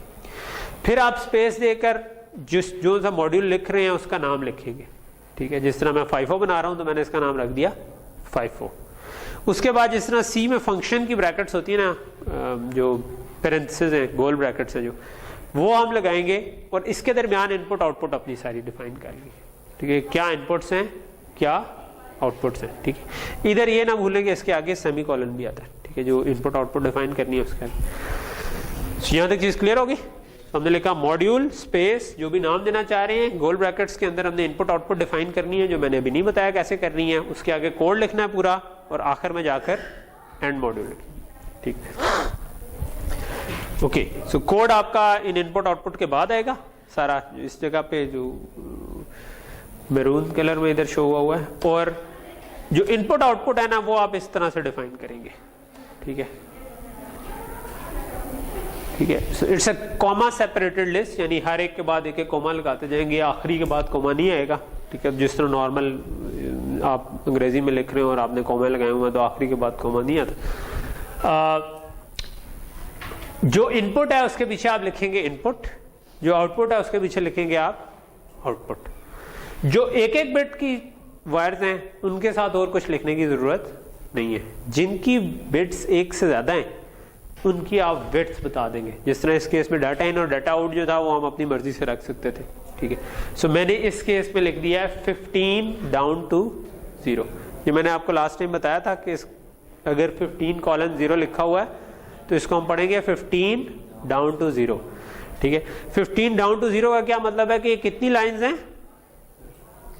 16 लाइंस हैं, क्योंकि 0 से काउंटिंग शुरू कर रहे हैं तो ये 16 लाइंस हैं, ठीक है। बाद में हम वैसे एक और चीज़ पढ़ लेंगे कि ज़रूरी नहीं है कि मैं अगर 16 का भी बनाना था तो मैं इधर बजाय इसको फिक्स 16 के रखने के मैं FIFO इस तरह डिफाइन कर सकता हूँ कि मैं इसको एक पैरामीटर बना दूँ, ठीक है, जिसको मैं विड्थ कह दूँ, लेट से नाम रख दूँ। तो मैं उस विड्थ को 16 करूँगा तो ये 16 का बन जाएगा, 32 कर दूंगा तो ये 32 का बन जाएगा, 64 कर दूँ तो इट इज़ रिकमेंडेड कि आप उन कॉन्स्टेंट्स के बजाय पैरामीटर डिफाइन कर लें, ताकि आपका कोड जो है ना वो कल को बड़ा छोटा, अगर आपने उसका साइज़ बढ़ाना है, FIFO ज़्यादा चौड़ा लगाना है तो वो भी लगा सके। लेकिन वो बात की बात है, इस वक्त मैं उससे आपको क्लटर नहीं करना चाह रहा, ये सिर्फ मैंने उसका हिंट दे दिया, करेंगे हम बाद में। तो ये भी सिंटेक्स समझ आ रहा है, बड़ा सिंपल है कि अगर डिज़ाइन डायग्राम सामने है आपके पास तो 1 मिनट में आप बैठ के सारी इनपुट आउटपुट लिख देंगे, कि जो इनपुट है उसको इनपुट लिख देंगे, जो आउटपुट है उसको आउटपुट लिख देंगे, जो एक बिट किया है उसको उसी तरह रहने देंगे, जो ज़्यादा बिट्स किया है उसकी विड्थ बता दें। ओके, सो नेक्स्ट चीज़ है कि अगर आपका ये FIFO है, इसका हमने सामने रखना है अपने डिज़ाइन, और इस डिज़ाइन को कोड करना है, ठीक है। वो कैसे कोड होगा वो मैं बाद में आता हूँ। इसके अंदर एक और चीज़ यूज़ हो रही है, काउंटर, ठीक है, और हमने कहा कि हम काउंटर को एक अलग से मॉड्यूल बनाना चाह रहे हैं ताकि बाद में भी यूज़ कर सके। सो अब ये जो काउंटर है इसके लिए फिर मैं एक और फाइल बना दूंगा, ये FIFO.v थी, उसको मैं कह दूंगा counter.p, ठीक है। और उसमें फिर क्या होगा, उसमें जो काउंटर की इनपुट आउटपुट थी वो डिक्लेयर कर दूंगा और काउंटर का कोड लिख दूंगा, ठीक है। अगेन बिल्कुल वही सिंटेक्स, मॉड्यूल एंड मॉड्यूल, इसके दरमियान कोड है, नाम रखा मैंने इसका काउंटर, गोल ब्रैकेट्स के दरमियान मैंने इनपुट आउटपुट डिफाइन कर दी, ठीक है। सो मॉड्यूल काउंटर के केस में मेरी इंक्रीमेंट इनपुट थी, डिक्रीमेंट इनपुट थी, काउंट आउटपुट थी, ठीक है। तो मैंने वो इसके अंदर बल्कि इसमें मैं 2 भूल गया हूँ, क्लॉक और रीसेट या वो भी इनपुट होंगे, और उसके केस में भी क्लॉक और रीसेट भी इनपुट होंगे, क्योंकि हमारे रजिस्टर्स इसके अंदर आ रहे हैं तो हमारे पास क्लॉक और रीसेट भी इनपुट होनी चाहिए, ठीक है। सो वो जब हम कोड लिख रहे होंगे तो वो हम इंशाल्लाह डाल देंगे, ठीक है। सो यहाँ तक चीज़ समझ आ गई, ठीक है। सो लेट्स से कि अभी हमने ये सीखा तो नहीं कि इसका कोड पूरा अंदर कैसे लिखा जाएगा, लेट्स से कि मैंने ये कोड लिख लिया हुआ काउंटर का, ठीक है। और अब मैं करना ये चाह रहा हूँ कि मेरे पास एक FIFO है और एक काउंटर है, ठीक है, और मैं FIFO के अंदर इस काउंटर को यूज करना चाह रहा हूँ। FIFO के अंदर काउंटर लगा हुआ था, तो मैं जिस तरह ब्रेड बोर्ड पे मैं FIFO बना रहा हूँ तो मैंने काउंटर की लेट्स ऐसी पड़ी और मैं उसको लगाना चाह रहा हूँ, उसका इंस्टेंस बनाना चाह रहा हूँ। सो अगर मैंने इस काउंटर को कोड लिख लिया होता और इसका इंस्टेंस बनाना होता तो उसका क्या तरीका है वो अब हम सीखना चाह रहे हैं। तो लेट्स से कि ये FIFO का पूरा कोड है और इसके अंदर मैं इस काउंटर का काउंटर लगा के लगाना चाहता। तो अगर मैं कोई एक IC लगाना चाहता, अगर मैं एक IC लगाना चाहता, अगर मेरे पास काउंटर की IC लगी, मैं IC पकड़ के लगाता ब्रेड बोर्ड पे, उसकी इनपुट्स को किसी चीज़ से टाई करता, उसकी आउटपुट्स को किसी चीज़ से टाई करता, जो भी मैंने FIFO के अंदर, लेट से मैंने इंक्रीमेंट है उसको मैंने पुश से टाई कर दिया, डिक्रीमेंट है उसको मैंने पॉप से टाई कर दिया, काउंट को मैंने आगे जो आगे लॉजिक थी कि भाई जो सिलेक्ट लाइन थी उसके साथ टाई कर दिया और कंपैरेटर के साथ टाई कर दिया, ठीक है। तो अब मैं ये वाले काम करना चाहता हूँ। तो ये वाला काम कोड में कैसे होगा कि मैं काउंटर के मॉड्यूल का उठा के इंस्टेंस बना लूँ, तो उसका ये सिंटेक्स है, ठीक है। अच्छा, ये सिंटेक्स कैसे है? ये सिंटेक्स ऐसे है कि मैंने सबसे पहले, अब मैंने यहाँ पर मॉड्यूल नहीं लिखा क्योंकि मॉड्यूल मैंने वहाँ जहाँ पर बनाना था वहाँ पर लिखा। जिस तरह हम फंक्शन का कोड कहीं और लिखते हैं और कॉल कहीं और कर रहे होते हैं, कॉल करने का सिंटेक्स थोड़ा सा फर्क होता है, कोड लिखने का सिंटेक्स फर्क होता है। तो ये हमने उसका कोड लिखा था, यहाँ पर आप जिस तरह हम कॉल करते थे, बट कॉल इज डिफरेंट, मतलब इन अ सेंस मिलती भी है, इन अ सेंस नहीं भी मिलती, कि फंक्शन कॉल भी आप बार बार कर सकते हैं, इंस्टेंस भी बार बार बना सकते हैं, लेकिन फ़र्क एक ये है कि जब हार्डवेयर में आप किसी चीज़ का इंस्टेंस बना देते हैं तो उससे वो हार्डवेयर बन जाता है। अगर मैं दूसरी दफ़ा इंस्टेंस बनाऊंगा तो 2 कॉपियाँ बन जाएंगी, तीसरी दफ़ा बनाऊंगा 3 कॉपियाँ बन जाएंगी। जब आप सॉफ्टवेयर में काम कर रहे हैं और फंक्शन कॉल करते हैं तो वो एक ही फंक्शन पड़ा होता है, उसको मैं एक दफ़ा कॉल करूंगा तो वो कॉल होगा उसी कोड, वही कोड चलेगा, और दूसरी दफ़ा करूंगा तो फिर भी वही कोड चलेगा, तो वो नया कॉपी उसकी नहीं बनती, ठीक है, सिर्फ कॉल नहीं होती। सो यहाँ पर हमारे पास अगर मल्टीपल इंस्टेंस बनाए तो वो अच्छा, सबसे पहले मैंने उसका नाम लिख दिया कि मैं ये काउंटर की समझाइशी लगाने जा रहा हूँ, तो मैंने बता दिया कि ये वाला जो मॉड्यूल है ना, मैंने ये यहाँ पर लगाना। फिर मैंने उस इंस्टेंस का नाम दे दिया, क्योंकि मैं एक से ज़्यादा इंस्टेंस बना सकता हूँ तो हर एक का नाम फ़र्क होगा। तो मैंने इधर काउंटर अंडरस्कोर inst1 कह दिया इसको। ये कोई भी नाम दे सकते हैं। नेमिंग कन्वेंशन जो है ना वो वेरिलॉग और सी की एक ही है। आपने सी पे काम किया हुआ पहले, आपको ये चीज़ पता है कि भाई कोई भी वेरिएबल का नाम हो, फंक्शन का नाम हो, उसमें स्पेसेस नहीं आ सकती, अंडरस्कोर आ सकते हैं, कैपिटल स्मॉल हो सकते हैं, ठीक है, और नंबर्स भी आ सकते हैं, लेकिन नंबर से स्टार्ट नहीं हो सकता, ठीक है। यानी कि मैं इसको काउंटर इंस्ट 1 तो कर सकता हूँ, लेकिन 1 काउंटर इंस्ट नहीं कर सकता। सी में भी इसी तरह है, इसमें भी इसी तरह, ठीक है। सो वही कन्वेंशन इधर है। तो नाम जहाँ पर भी यूजर है उनकी कन्वेंशन वही है, ठीक है। लेकिन वैसे गाइडलाइन ये है कि आप स्मॉल लेटर्स यूज करें इसके अंदर, ठीक है। मैंने इसीलिए इधर स्मॉल लेटर्स यूज किए हैं। नए वेरिएंट्स में मसला नहीं होता अगर आप स्मॉल और लार्ज मिक्स कर दें, लेकिन बाज़ औक़ात आप किसी पुराने टूल पे काम कर रहे होते हैं, तो शुरू के जो कुछ टूल्स थे ना वो ये केस सेंसिटिव नहीं थे, ठीक है। तो फिर उसमें मसला हो सकता है कि आपने दो नाम सेम रखे हुए हैं, एक में कैपिटल एक डाल दिया, एक में स्मॉल, ताकि दो अलग-अलग वायर्स बने, लेकिन वो टूल उसको ना समझ पाए। तो इसीलिए जनरली रिकमेंडेड ये होता है कि अगर आप वेरिलॉग या VHDL कोड लिख रहे हो तो आप छोटे स्मॉल लेटर्स ही हमेशा यूज कर लें, ठीक। किधर? अच्छा, ये मैं बताता हूँ। अच्छा, आप फंक्शन कॉल नॉर्मली करते हैं तो आप एक एक करके वेरिएबल पास कर देते हैं, ठीक है। इसमें उस तरह भी कर सकते थे, लेकिन ये दूसरा सिंटेक्स मैंने लिखा है, ठीक है। ये मैं क्या बता रहा हूँ, ये मैं बता रहा हूँ कि इंक्रीमेंट वाली जो पोर्ट थी ना ओरिजिनल काउंटर की, उसको टाई कर दो पुश से। सो उसके लिए मैंने बताया डॉट इंक्रीमेंट, और फिर पेरेंथेसिस में मैंने बता दिया किससे टाई करना है। ये FIFO का कोड है, यहाँ पर कहीं ना कहीं पर पुश मैंने बनाया होगा कोई सिग्नल, ठीक है, तो उससे मैं टाई करना चाह रहा हूँ, ठीक है। वो कहाँ से आएगा जी, वो कहाँ पर जाएगा, ये इनपुट है तो इसके साथ भी टाई होगा। डिक्रीमेंट इनपुट है, उसको मैंने टाई कर दिया पॉप के साथ, ठीक है।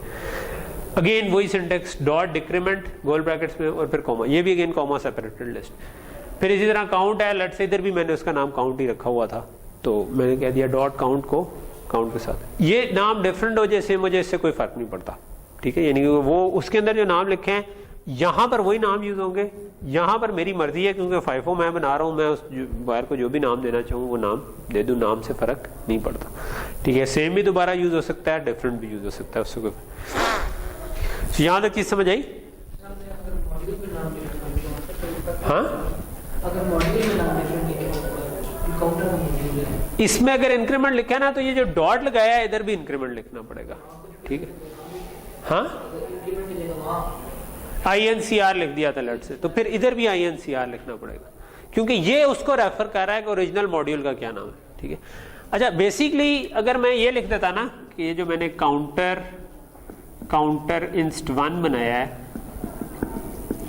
और इसके बाद में, तो ये भी ठीक टाई हो जाना था, ठीक है। ये भी सिंटेक्स ठीक है, ठीक है।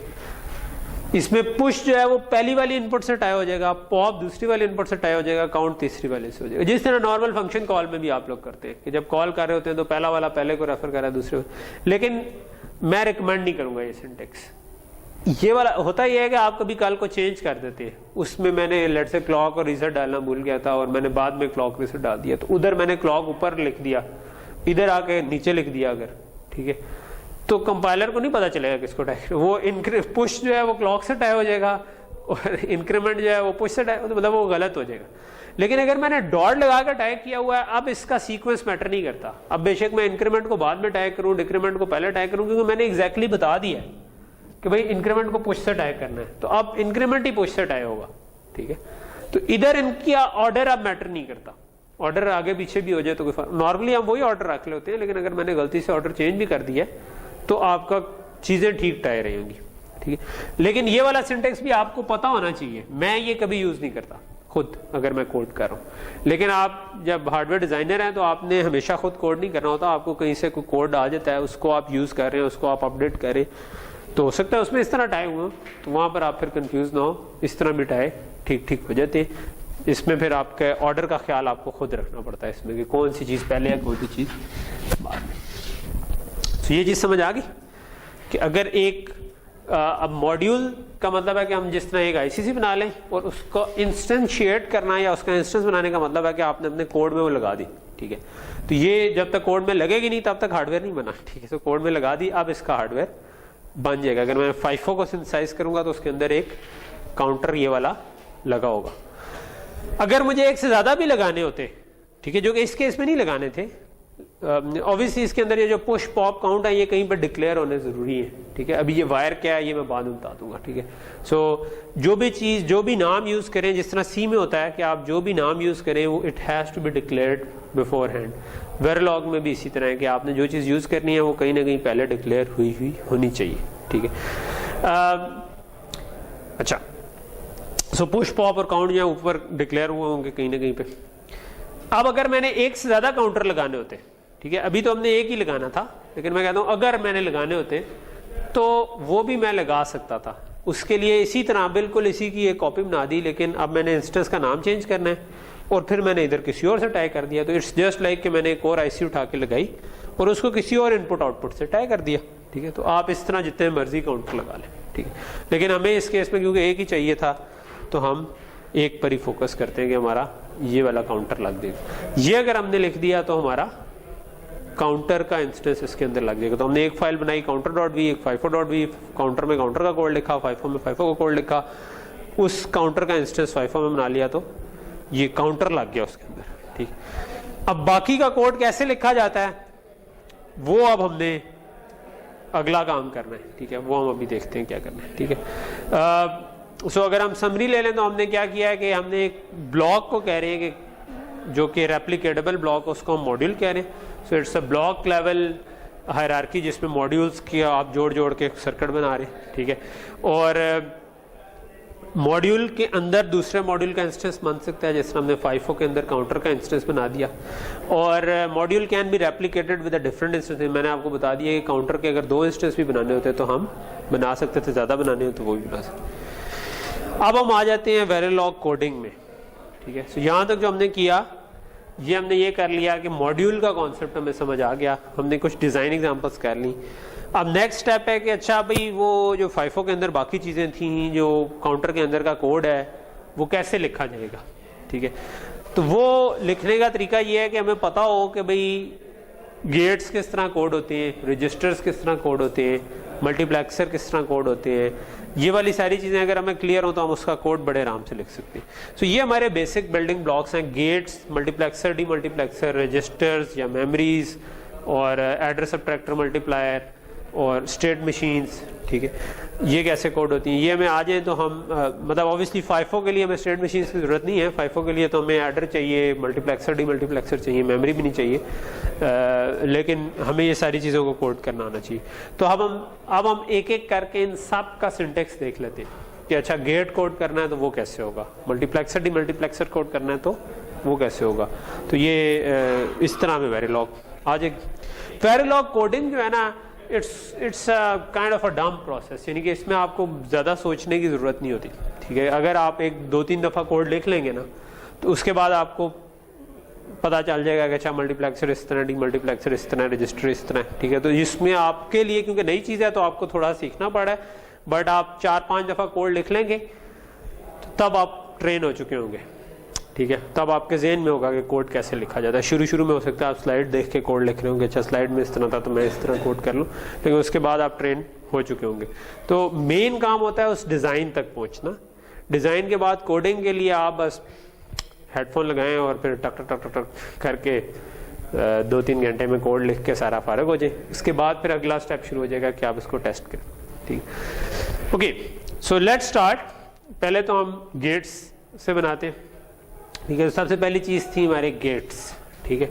सो हमने पढ़ा है कि ये 4 किस्म के गेट हैं, एंड, और, XOR और नॉट, ठीक है। अगर मैंने गेट का कोड लिखना है वेरिलॉग में तो मैं लिखूंगा always at static begin and, ठीक है। ये अभी इसको पूरी तरह क्या कर रहे हैं ये समझने की जरूरत नहीं है, आप ये समझ लेंगे भाई ये कोड है, ठीक है। अगर इस गेट की इनपुट है, आउटपुट है A और इनपुट है BCD, तो आप सिंपल उस बिगिन एंड के अंदर कोड लिख देंगे A is equal to B and C and D, ठीक है। अगर मैं ये लिख दूंगा तो इससे 3 इनपुट वाला एंड गेट बन जाएगा। मोबाइल जो है ये साइलेंट कर लें, और भी किसी का ऑन हो तो उसको साइलेंट कर दें। ठीक है, ये बात समझ आ गई? ठीक है, ये इजी है क्योंकि सी में भी इसी तरह एंड होता है। ठीक है, बिट वाइज एंड अगर आपने पढ़ा हो तो वो इसी तरह होता है। और ये भी बेसिकली अगर एक एक बिट है तो ये एक एक बिट एंड हो जाएगी। अगर मैं 10-10 बिट को बिट वाइज एंड करना चाह रहा हूँ तो ये बिट वाइज एंड के लिए भी यही ऑपरेटर यूज होता है। ठीक है, तो ये बिट वाइज एंड भी कर देगा। ठीक, दूसरा आ गया और गेट। और गेट में भी बिल्कुल always at static begin and, उसी तरह उसके अंदर आपने एंड के बजाय और लगा देंगे तो और हो जाएगा। और के लिए ये बार वाला साइन चल जाता है। ठीक है, सी में भी यही यूज होता है बिट वाइज और के लिए। ठीक है, एक्स और के लिए ये कैप वाला साइन यूज हो जाता है। ठीक है, B cap C cap D, तो ये एक्स और हो जाएगा। ठीक है, और नॉट करना है तो उसके लिए टिल्डा यूज हो जाता है। सी में भी बिट वाइज नॉट के लिए यूज होता है। सी में भी कैप शायद यूज नहीं होता, एक्स और के लिए मे भी होता हो, मुझे याद नहीं है कि सी का क्या सिंटेक्स था। लेकिन इन दी एंड गेट्स आपको बनाने आ गए। ठीक, simple, always at static begin and, और उसके अंदर थोड़ा सा मैं ये बता दूं कि always at static begin and जो हमने लिखा था वो क्या है। ऑल्दो अगर आपको ये समझ ना भी आए तो इसमें कोई परेशानी की बात नहीं है। ये जो बिगिन एंड है ये आपके कहलाते हैं डिलिमिटर्स। जिस तरह सी में करली ब्रैकेट्स होती है ना, कि करली ब्रैकेट स्टार्ट हो रही है, करली ब्रैकेट एंड हो रही है, तो ये वो है ब्लॉक स्टार्ट यहाँ से हो रहा है, यहाँ पे एंड हो रहा है। सेम रूल्स हैं। अगर एक लाइन आ रही है, आपने इसके अंदर एक लाइन लिखनी है अगर, तो आप बेशक एक लाइन तो नहीं, एक स्टेटमेंट कहना चाहिए, सेमी कॉलन तक एक स्टेटमेंट लिखनी है तो बेशक बिगिन एंड ना डालें। एक से ज्यादा स्टेटमेंट है तो बिगिन एंड डाल दें। सी में भी यही होता है ना कि अगर इफ के अंदर एक ही स्टेटमेंट है तो कर्ली ब्रैकेट बेशक ना डालें, डाल भी दें तो कोई मसला नहीं, ना डालें तो भी कोई मसला नहीं। लेकिन अगर एक से ज्यादा है तो कंपाइलर को कैसे पता चलेगा कि ये सारी सिर्फ का पार्ट है? वो पता चलता है कर्ली ब्रैकेट कहाँ से स्टार्ट हो रही है, कहाँ पर खत्म। वेरिलॉग में यही काम बिगिन एंड करते हैं कि इस ऑलवेज ने कहाँ से स्टार्ट होना है, कहाँ से एंड होना है। अगर 3-4 स्टेटमेंट लिखनी है तो बिगिन एंड बता रहे होंगे कि भाई यहाँ से स्टार्ट होना है, यहाँ पे एंड होना है। दूसरा ये जो ऑलवेज एट स्टैटिक लिखा हुआ है, शुरू में जो था ना यहाँ पर स्टैटिक लिखा होता था। ठीक है, अगर मैंने लेट से बिगिन एंड की तो खैर जरूरत नहीं है। अगर मैंने लिखा हो a is equal to b and c and d, ठीक है, तो असल में हम करना ये चाह रहे हैं, जब इसको मॉडल कर रहे होंगे कि जब भी बी सी या डी में चेंज हो तो ए में भी चेंज आनी चाहिए। ठीक है, तो उसको कंपाइलर को हम बताते थे कि भाई जब भी पहले जब लिखते थे ना तो इस तरह लिखते थे बी और सी और डी। ठीक है, तो इसका मतलब होता था हम कंपाइलर को बता रहे थे कि चाहे बी में चेंज हो, चाहे सी में चेंज हो, चाहे डी में चेंज हो, तो आपने इस ब्लॉक के अंदर आ जाना है। ठीक है, और फिर ए में भी चेंज कर देना। ठीक है, बाद में किसी ने रियलाइज किया कि यार ये जो मैं हर दफा बता रहा हूँ ये तो कंपाइलर खुद भी निकाल सकता है कि इस पूरे ब्लॉक की क्या इनपुट्स थी। तो उन्होंने कहा कि यार जस्ट वेरिलॉग 2001 का जो स्टैंडर्ड था ना, उनमें कहा उन्होंने कि यार इसके बजाय स्टैटिक लगा दो। तो ये ऑलवेज एट स्टैटिक का ये मतलब है कि बेसिकली शुरू में होता था कि क्या क्या इनपुट आ रही है। जो नए वाले वर्जन है उनमें आपको इस हैसल से बचा लिया है कि आपको ये करने की जरूरत नहीं। ऑलवेज मैं ये बता क्यों रहा हूँ, बता इसलिए रहा हूँ कि कभी कभार ऐसा हो सकता है कि आप कोई पुराना टूल यूज कर रहे हो जो कि वेरिलॉग 2001 ना सपोर्ट करो, हालांकि 2001 को बहुत अरसा हो गया, बहुत कम चांस है इस चीज़। या हो सकता है कि आपको पुराना कोड उठा के उस पर काम कर रहे हो, तो उसमें उसने अगर इस तरीके से लिखा हुआ है ना कि ए बी और सी और डी, तो आपको पता हो कि हाँ पीछे थीम क्या थी। ठीक है, तो वो आप उस पर कंफ्यूज ना हो कि ये क्या सिंटेक्स आ गया, आपको पता हो जाए। अदरवाइज आपको अगर वो नहीं भी समझ आया ना तो इट डजेंट मैटर, आपको ये वाला सिंटेक्स समझ आ गया तो इट्स ऑल राइट। ठीक जी,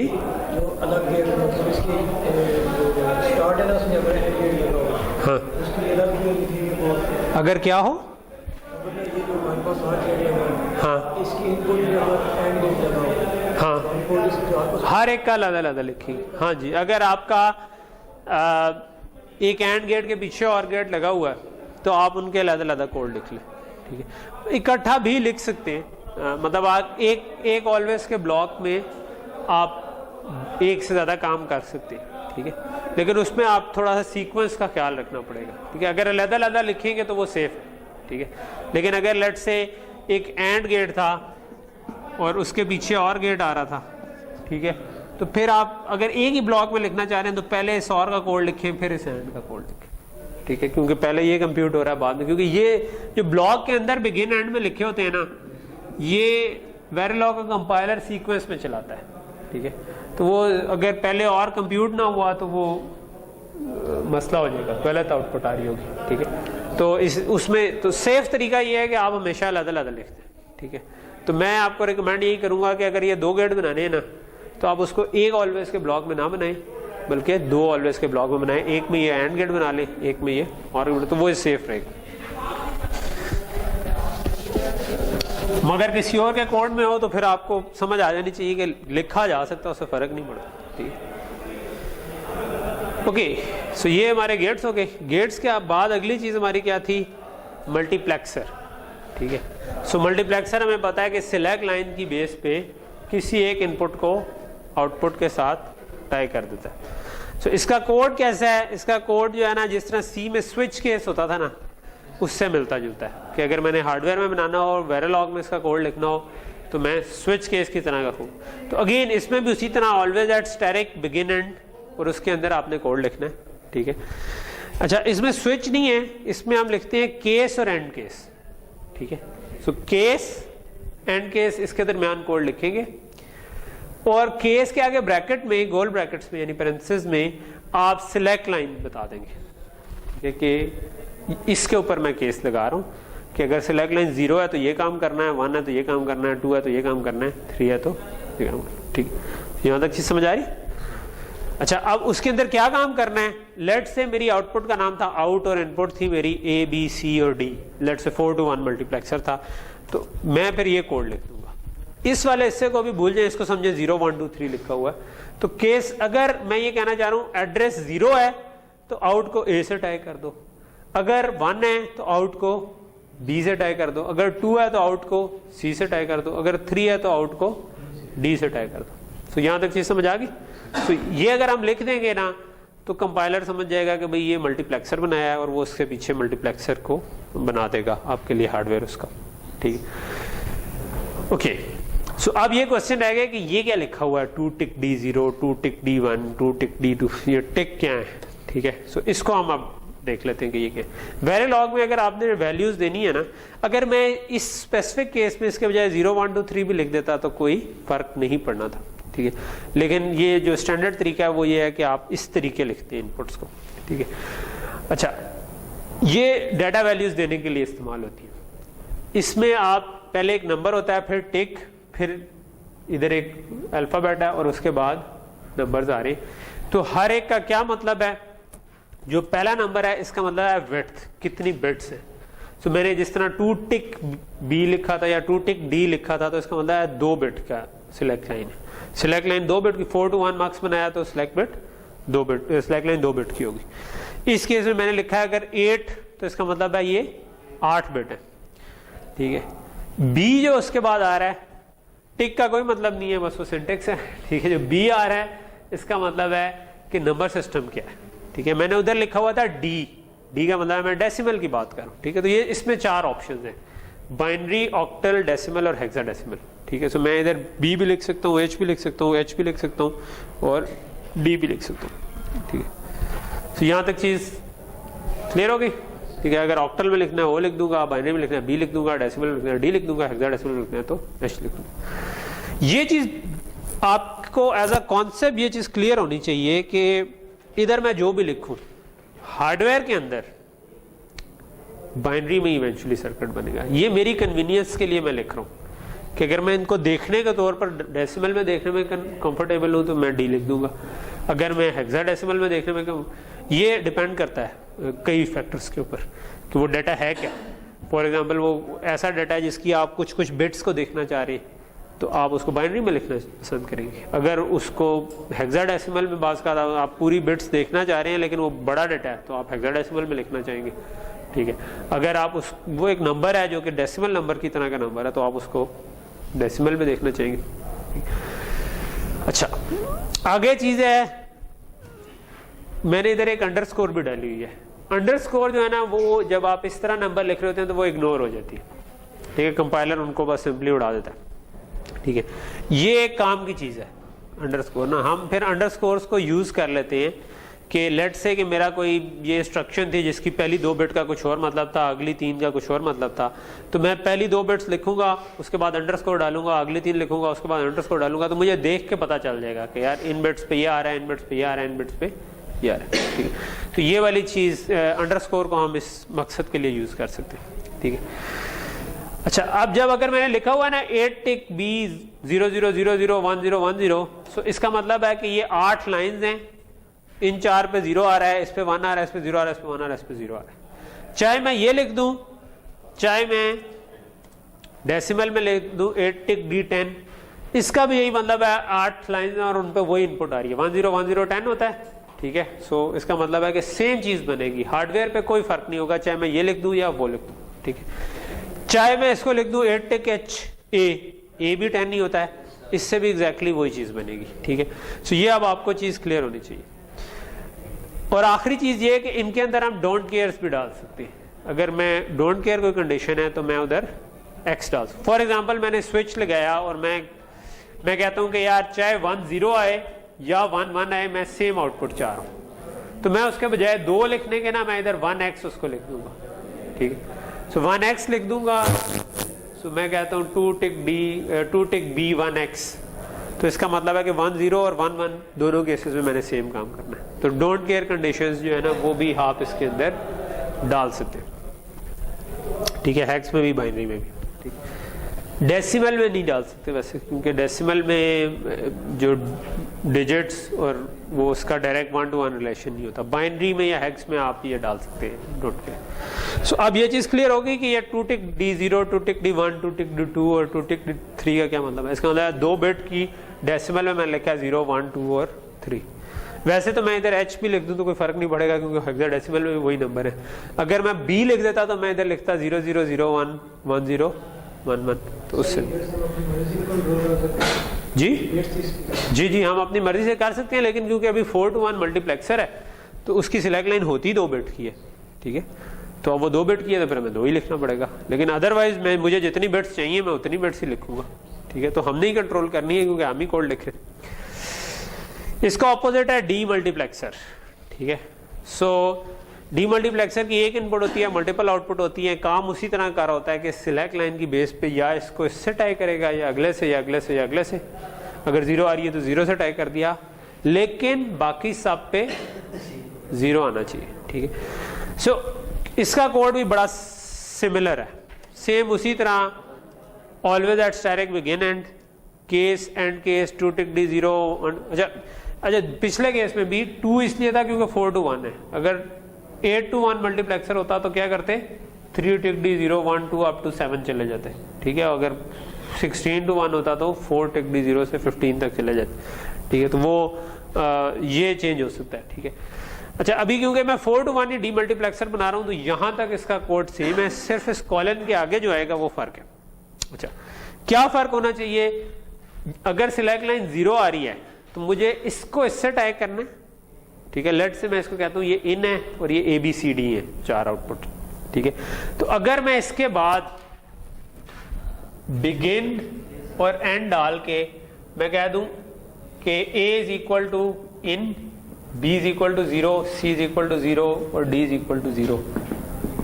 ठीक है, सेमी कॉलन का यूज भी उसी तरह है जिस तरह हर स्टेटमेंट पे आता है। तो ये बिल्कुल ठीक सिंटेक्स होगा, यानी कि ये मैं 0 वाले केस में ये काम कर दूं, begin end A is equal to in, B is equal to 0, C is equal to 0, D is equal to 0। दूसरे वाले केस में मैं कह दूं अगेन बिगिन एंड डाल के दोबारा लिख के उसमें मैं A is equal to 0, B is equal to इन कह दूं। ठीक है, 2 टिक D1 वाले केस में। फिर 2 टिक D2 वाले केस में मैं कह दूं C इज इक्वल टू इन और बाकी सबको 0 कर दूं। और 3 वाले केस में मैं कह दूं D इज इक्वल टू इन और बाकी सबको 0 कर दूं। तो ये बिल्कुल ठीक सिंटेक्स होगा डीमक्स का। ठीक है, लेकिन मैंने थोड़ा सा डिफरेंट सिंटेक्स यूज किया क्योंकि मैं इसके साथ आपको एक और चीज भी साथ समझाना चाह रहा हूं। ठीक है, वो सिंटेक्स क्या यूज किया है वो ये है। ठीक है, ये कहलाती है कनकैटिनेशन। इसमें आप एक ही लाइन में मल्टीपल चीजों को इकट्ठा कर सकते हैं। ठीक है, जिस तरह मैंने इधर ABCD को इकट्ठा कर दिया।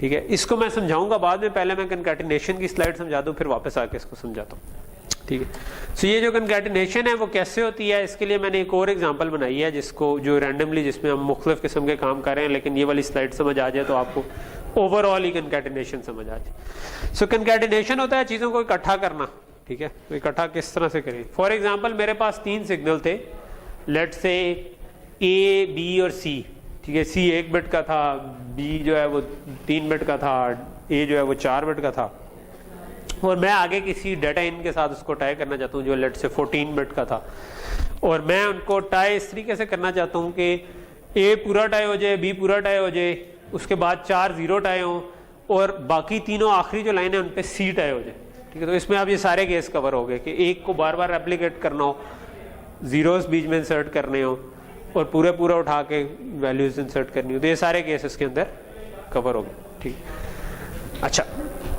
तो अब मैंने डाटा इन को अगर ये असाइन करना है तो उसका सिंटेक्स ये होगा कि data in is equal to, जब मैंने मल्टीपल चीजें इस तरह से जोड़नी हो तो हम करली ब्रैकेट्स यूज करते हैं कि हम इनको जोड़ने लगे, और फिर हम लेफ्ट से शुरू हो जाते हैं राइट की तरफ, और लेफ्ट पे पहला लिख देते हैं, फिर अगला, फिर अगला, फिर अगला, एंड सो ऑन, ठीक है, एंड तक, ठीक। सो अब सबसे पहले मुझे क्या चाहिए? पूरे का पूरा ए चाहिए। तो अगर पूरे का पूरा ए चाहिए तो मैं लिख दूंगा ए, अगर पूरे का पूरा बी चाहिए तो मैं लिख दूंगा बी। सो ए कॉमा बी, सो ये खैर स्लाइड में बहुत डिम हो गया है, करली ब्रैकेट्स के अंदर मैं लिख रहा हूं ए कॉमा बी, ठीक है। ए कॉमा बी आ गया तो इसका मतलब है ए भी पूरा आ गया, बी भी पूरा आ गया, जितनी भी उनकी विड्थ थी, ठीक है। ए अगर 4 बिट का था तो ये 4 बिट आ गई, बी 3 बिट का था तो 3 बिट आ गई। उससे आगे क्या था? ये 0 लाने थे मैंने, लेकिन मैंने 4 0 लाने थे। तो इधर इंपॉर्टेंट है कि मैं बताऊं कितने, तो मैंने एक कोमा लगाया, उसके बाद का 4 टिक डी 0, मैं 4 टिक बी 0 0 0 0 भी लिख सकता था, या 4 टिक एच 0 भी कह सकता था, ठीक है। तो उससे भी सेम चीज हो जानी थी, लेकिन इंपॉर्टेंट है कि मुझे ये बताना है कि इसकी विड्थ क्या है। सिर्फ 0 लिख दूंगा तो फिर इसको क्या पता कि कितने 0 लगाने, ठीक है। तो इसलिए साथ हम बताते हैं वेरिलॉग में कि कितने जीरोस, 4 टिक बी 0। इससे आगे आ गया सी, ठीक है। सो अगेन कॉमा लगा के मैं इसके आगे सी लगाऊंगा, लेकिन सी बाकियों से डिफरेंट है। सी को मुझे 3 दफा रेप्लिकेट करना है।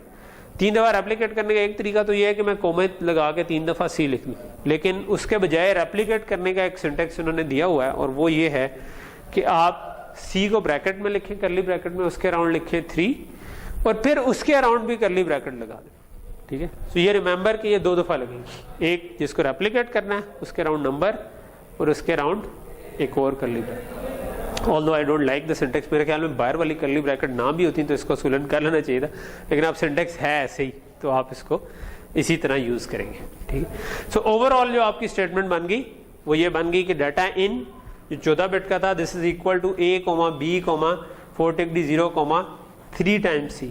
सो सी 1 बिट का था तो ये 3 बिट हो गई, 3 + 4 7 बिट हो गई, फिर आपके पास 8 9 10 और 11 12 13 14 बिट्स, आपके पास 14 बिट्स पूरी आ गई, ठीक। सो ये कंकैटिनेशन का सिंटेक्स समझ आ गया, ठीक है। सो अब ये समझ आ गया ना, तो अब ये आपके लिए हलवा होना चाहिए, ठीक है। कि ये मैंने क्या किया कि ए बी सी और डी जो कि 1 बिट के इस वक्त मैंने एज्यूम किए हुए हैं कि आउटपुट 1 बिट की है, इनपुट भी 1 बिट की है, is equal to curly brackets में मैंने कह दिया कि ए इन से टाई हो जाएगा और उसके बाद 3 जीरोस, ठीक है। इससे क्या होगा? इससे आपके पास ए इन से टाई हो गया जो आपको डी मार्क्स के ऊपर नजर आ रहा है, बाकी 3 जीरो हो गए। अगले में आपने क्या किया? ए को 0 से टाई कर दिया, बी को इन से, और उसके अगले 2 को 0 कर दिया, तो ये आपके पास अगले से टाई हो गया। उससे अगले में पहले 2 0 फिर इन, तो ये सी से टाई हो गया, और फिर अगले में 3 जीरोस और इन, तो ये डी से टाई हो गया। तो ये सिंटेक्स समझ आ रहा है कि मैंने इसमें क्या किया? इसको ए से टाई कर दिया, फिर 3 जीरोस। बी से टाई करना था तो 1 0 है तो वो ए से टाई हो गया, 1 इन है वो बी से टाई हो गया, आगे 2 टिक डी 0 है तो ये दोनों 0 हो गए। इस वाले में 2 जीरोस हैं तो ए बी 0 से टाई हो गए, 1 इन है तो वो सी से टाई हो गया, 1 0 है तो वो डी से टाई हो गया। तीसरे वाले में 3 जीरोस हैं और 1 इन है तो 3 0 हो गए और डी। तो ये इसको कंकैटिनेशन के थ्रू मैंने कोड कर लिया। इट्स परफेक्टली ऑल राइट कि अगर आप चारों केसेस में इस तरह बिगिन एंड डाल के और उसके अंदर बेशक एक लाइन में लिख दें, ठीक है। अगर आप मतलब कॉम्पैक्ट लिखना चाह रहे हैं तो बिगिन एंड डालना इसलिए जरूरी है क्योंकि मल्टीपल स्टेटमेंट्स हैं, ठीक है। एक बगैर अगर एक स्टेटमेंट होती तो बिगिन एंड की जरूरत नहीं थी, लेकिन 4 स्टेटमेंट है तो बिगिन एंड डालना जरूरी है। आप बेशक एक लाइन में लिख दें A is equal to in पहली दफ़ा लिख दें, B is equal to semicolon, B is equal to 0, C is equal to 0 और डी इज इक्वल टू 0, इस तरह से लिख दें और ऐसी 4 लाइनें बना दें। अगली वाली में इन अगले पे ले जाएं, अगले पे ले जाएं, अगले पे ले जाएं, बाकियों को 0 रख दें। उस तरह भी ये कोड बिल्कुल ठीक है, वो भी डीमक्स का लेजिटिमेट कोड है, उसमें कोई प्रॉब्लम नहीं है। ठीक है, सो ये 2 तरह से कोड हो सकते हैं। एक आध और तरीका भी है इसको कोड करने का, लेकिन उस पर मैं भी नहीं जाऊंगा। ठीक है, वो पे थोड़ा सा ज़्यादा हो जाएगा। ठीक है, सो अगला जो कंपोनेंट है वो हमारा है रजिस्टर्स। ठीक है, थक तो नहीं गए? बस हो गई है जी, ये निशान के बहुत जल्दी है, थकावट हो जाती है। चले, तुम आयोडीन मिला नमक इस्तेमाल किया करो। हाँ, साथ सखावत बैठा हुआ है जिसकी वजह से थकावट हो जाती है। चलो ठीक है।